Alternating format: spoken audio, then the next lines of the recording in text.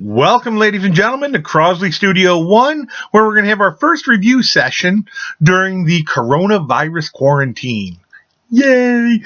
Now, what I'm going to try to do is make a bunch of videos that you guys can watch, help review for the test, because we're going to be covering chapters 1 through 9, units 1 through 3. I want to talk about these things. I'm going to try to limit them to about 20 minutes. Watch them, review for them. I'm hitting some of the main points of each chapter. If you want to have your book with you while we're doing this, that can help because there's going to be charts that you want to look at, things of that nature. Okay, so first off, I got to go return to my notes because my video recording software doesn't allow me to pause. Oh, yes, it does. There's a video. Crap. Anyways, our first question, the essential question that we're going to be looking at is how SCOTUS decisions on the First and Second Amendment, what are their relationships to the 14th Amendment? All right? And how they affect our liberty. Well, first off, we've got to go all the way back to 1776-ish. American Revolution, Declaration of Independence. And you've got to ask yourselves, why did we leave Great Britain? Big problem was they were abusing our rights, taxing us, taking away certain rights that other British citizens were guaranteed. We were British citizens and we weren't getting those same rights. Drink my water here.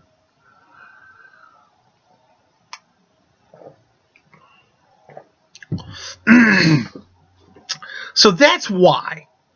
So we write the Constitution. Remember we had the Articles of Confederation and they were crap. So we write the Constitution. And we had those two groups, the Federalists and the Anti-Federalists. And they didn't like each other. Okay? So, they were afraid, the Anti-Federalists were afraid that the Constitution wasn't going to protect our rights, and we're going to end up in the same situation we had with Great Britain. So we end up getting the Bill of Rights, okay, to protect the citizens from the government. So the government is over here, and the citizens are over here, and it acts as a wall to protect them. Doesn't give rights, it protects those rights that you're born with. I know you're all waiting for it the minute you out your mama. Okay? Those natural rights. So it protects them. But the court has to create a balance between freedoms and order. Too much freedom, there's no order. Too much order, there's no freedoms. Okay? I'm going to try something here. There we go. Okay. A little bit better. So, if your rights are violated, you can sue. Remember, you can sue a ham sandwich. Doesn't mean you're going to eat dinner. But you can sue. And it's a long, hard road. And if you're lucky enough to get to the Supreme Court, and they make a decision, that decision becomes the law of the land. All right? So, for example, Texas had a law that outlawed the burning of the American flag. Went all the way to the Supreme Court. Supreme Court struck it down. So again, remember, the Bill of Rights protects the citizens from the government. The government does not give you your rights. Now, I'm going to talk about incorporation. This is where the incorporated, it's a nice term, but basically it means the Bill of Rights is going to be used against the state.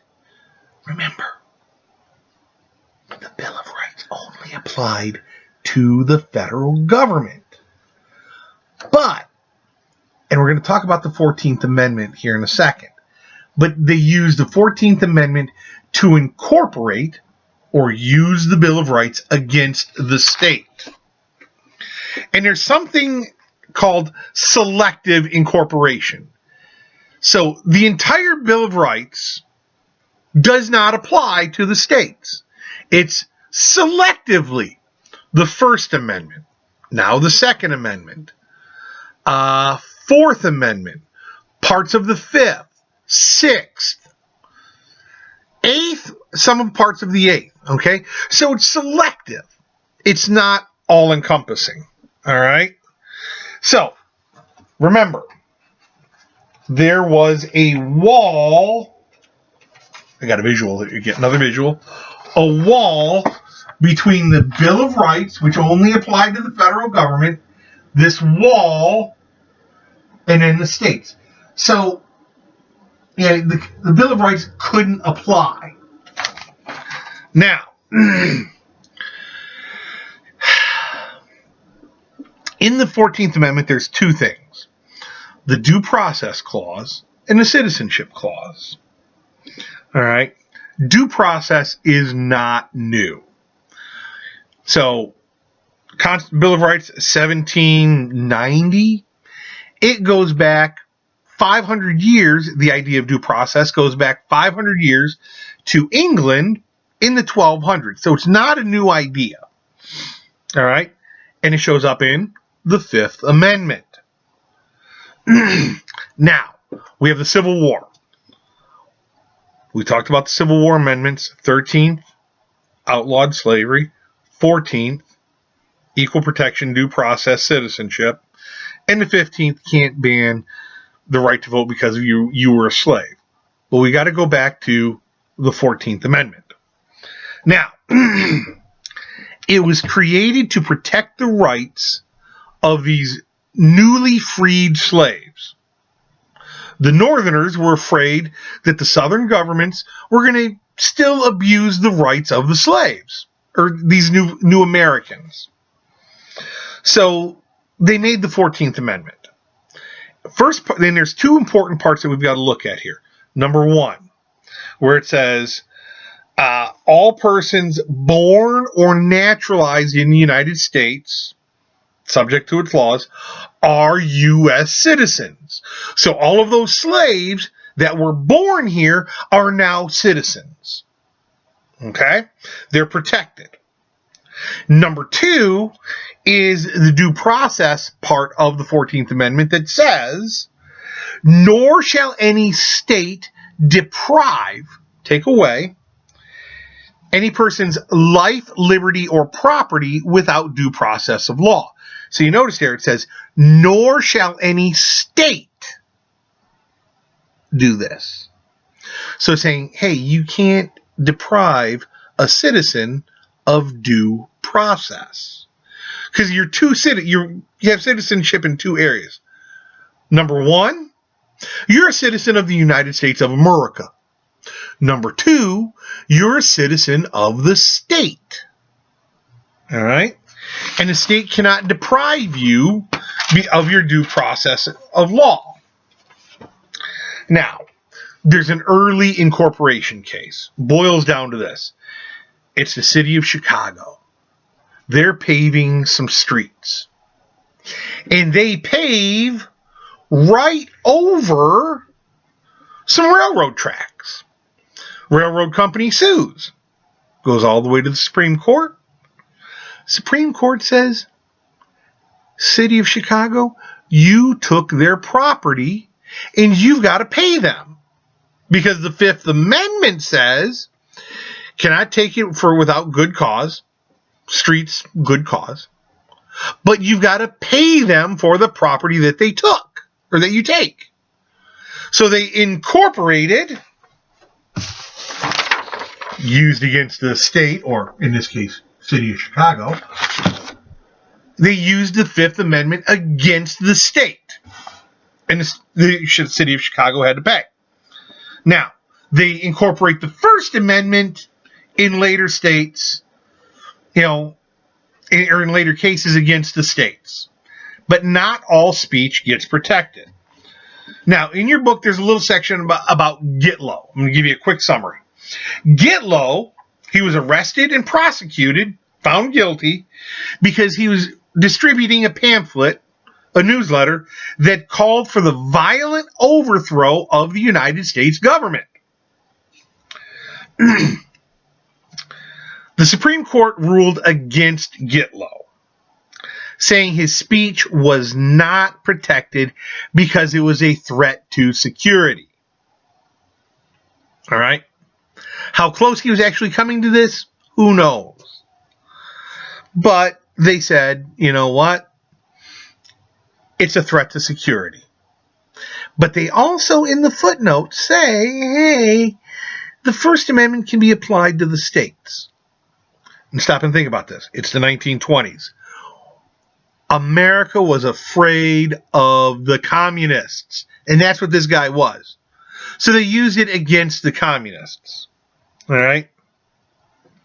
And remember, the First Amendment does not protect all speech. Okay? If it's obscene, which we're going to get to, creates a danger, yelling fire, calling for the violent overthrow of the government. You kind of see where we're going here. What you've got to remember, for the government to limit speech, they've got to show a compelling interest. We've talked about this. Super important. And, they'll usually rule in favor of free speech against the government. Also, the government cannot use what's called prior restraint, meaning prohibiting the speech before it's even said. If you've ever read 1984 by George Orwell, think crime. They can't prohibit you from saying something before you even say it. New York Times. All right. Schenck, that was a brief that you guys had to do. Basically said limitations during wartime. This is 1917, 1918, World War I. We've got some different rules. Okay? And they established the clear and present danger. Okay? If the speech creates a clear and present danger, it's hard to really say what that is, the government can limit the speech. Hence, why it was used in Gitlow. Now, there's two. We're moving forward a little bit. O'Brien versus Cohen. Two cases. The O'Brien case, the Cohen case. In O'Brien, he burned his draft card. 1968. Vietnam War. He's urging other people to do it, and he does it in front of the draft board in Boston. It's the middle of a protest. He burns it. Gets arrested, convicted, and he says, this is symbolic speech. I am protesting the draft by burning my card. Supreme Court didn't buy it. Okay? They upheld his conviction, and he's basically saying he is encouraging others to burn their draft card and interfere with Congress trying to raise an army, one of its congressional powers. On the other hand, we've got Cohen. The Cohen case, F the draft. We've talked about this. And they overturned his conviction. Compare it. Burning draft card is urging sort of the clear and present danger close to, creating it. This is speech on the back of a jacket. He's not urging anybody to do anything. So you've got a little bit of a difference there. Okay, so O'Brien actively encourages people to resist, while Cohen with the jacket is not urging people to do anything illegal. Obscenity. I'm going to suggest that you write this down, replay it, write it down. It's the Miller test. Remember we talked about obscenity, movie night at the Supreme Court, all of that. There's 3 prongs to the Miller test. Number 1, the average person using community standards, this speech appeals to the prurient interest in sex, only interested in sex for sex. Second part, it describes sex in a patently offensive way. And then third, has no artistic, educational, scientific, political value. And you've got to pass all three parts for it to be declared obscene. Usually passes here, usually passes here, does not pass here. Okay? We've talked about it, dancing, artistic, yada, yada, yada. All right? Religion. Again, we're using this 14th Amendment, let me find my sheet here, to open the door to allow the Bill of Rights to apply. That's what the 14th Amendment does. Okay? Here we've got a wall. 14th Amendment creates a door, a passage. All right. First Amendment. Congress shall make no law respecting the establishment of a religion nor prohibiting the free exercise thereof. Two main parts. Concern with religion in government goes back to the founding of the country. James Madison didn't want people to be taxed to pay for a church, and Thomas Jefferson was afraid that there wasn't going to be a free exercise of religion, a prohibition on the free exercise. So this is why we get the First Amendment. We get the Establishment Clause, prevents the federal government or any government from establishing a national religion. You look at England. They have a national religion, the Church of England. Okay? How it came to be is a story for another day. The free exercise says, nor shall Congress prohibit the free exercise of religion. Okay? So very early on, 1879, about 100 years after the Bill of Rights and all of that, we get our first free exercise case. The Mormons. The Mormons, part of their religion was polygamy, having more than one wife. Okay? They said it was their religious duty. Well, when Utah was a territory controlled by Congress, polygamy was outlawed. And the guy sues, saying, hey, you're interfering with my free exercise of my Mormon religion. And the Supreme Court says, no. First off, laws against bigamy, having more than one wife or even more than one husband, go back another 300-400 years back to England. So this ain't nothing new. And we can prohibit laws prohibit religious actions that go against the public interest. And having more than one wife kind of goes against the public interest. We're not going to be, one wife usually gets left behind. So we don't want that. And then the state's got to take care of her. All right? So in your book, I'm going to suggest that you read the contemporary First Amendment and familiarize yourself with the chart on page 262. All right? Now, Second Amendment. This is should be quick and easy, kind of, pretty simple. Guns have always been a hot button issue. Flares up emotions very quickly. All right? There are some federal laws on guns, mainly through the Commerce Clause, Article 1, Section 8, Clause 3. Congress has the power to regulate trade among the several states. But most laws tend to be state laws. All right? Some of the first federal laws, again, you got to look at the time frame of these and their reactions to them. The National Firearms Act of 1934. We've got the Mafia. And certain guns must be registered. And they were looking at machine guns, sawed-off shotguns, things of that nature, because the Mafia was using them. And it's try to cut down on that. 1968, Vietnam War, civil rights, riots. Okay? Gun Control Act of 1968. Ended mail order gun sales. You could order a gun through the Sears catalog, have it shipped right to your house. Same thing with ammo. And it also banned sales to certain people, criminals, drug users, things of that nature. Remember how we talked about having weapons under a disability? Same thing. 1993, the Brady Handgun Nonviolent or Violence Prevention Act of 1993. Sorry. That created a 5-day waiting period to buy a handgun. This was in response to President Reagan being assassinated in 1981, and his press secretary, James Brady, gets shot in the head and suffers serious and is paralyzed for life. Okay?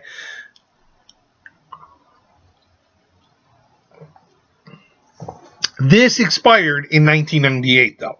All right? The states have eased gun restrictions, making it easier for qualified people to own handguns. For example, here in the state of Ohio, can't be convicted felon, that disability. 21, pass the background check, boom, you can get a gun. All right. Ohio has the concealed carry law, which you take a class, you get a license to carry your weapon and have it concealed.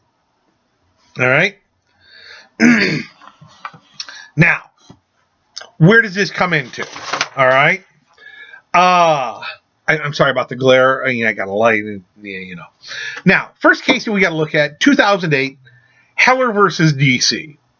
Now, important thing to remember here is Washington, D.C. is run by the federal government. It's not part of any state. So it's subject to the Constitution, Bill of Rights, straight off the bat. Boom, there's no wall. Bam, it's D.C.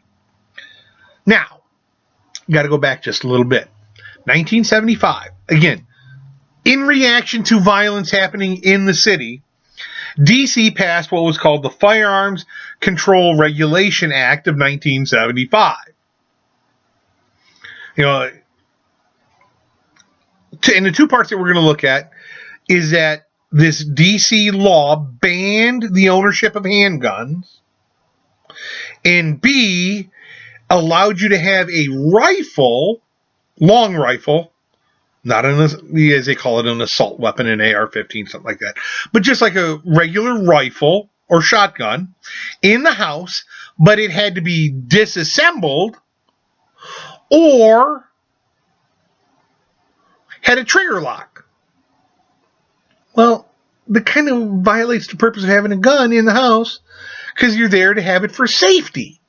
You got to fumble around with a trigger lock, you now have a problem. Okay? So, Heller sues. And I hate to say it's kind of a slam dunk off right from the bat, because the Constitution applies, Second Amendment. And the Supreme Court said, the Second Amendment protects the right to own guns outside of military service for traditionally lawful purposes. Protecting your home is a traditionally lawful purpose.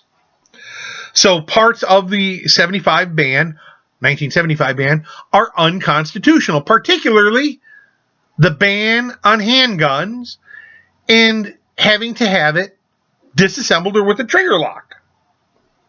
So now you can own a handgun and have a rifle ready to go in Washington, D.C. And now, McDonald versus Chicago. Where's my high-tech visual? Now, what you got to remember, big difference here is Washington, D.C. is controlled by the federal government. Chicago, which is part of the state of Illinois, we get this, okay? The Bill of Rights. We've got that wall. It doesn't apply. All right? You might hear my dog barking in the backyard. Sorry. That's Maisie. Now, so McDonald says, hey, because of Heller, I should be able to own handguns and have the Second Amendment incorporated against the state of Illinois and therefore the city of Chicago. Because even though it's a trickle down, it gets applied to the state and trickles down to the city. So he sues, and they kind of generally do this. Remember that 14th Amendment opens the door to incorporation. So they're saying that the Second Amendment, the right to bear arms for traditionally legitimate purposes, home defense, is okay. Okay? So it opens up the door, and now the Second Amendment applies to the state of Illinois and therefore the city of Chicago. All right? I think we've got it. I'm going to post this here in a few minutes. Have any questions? Put it on Google Classroom.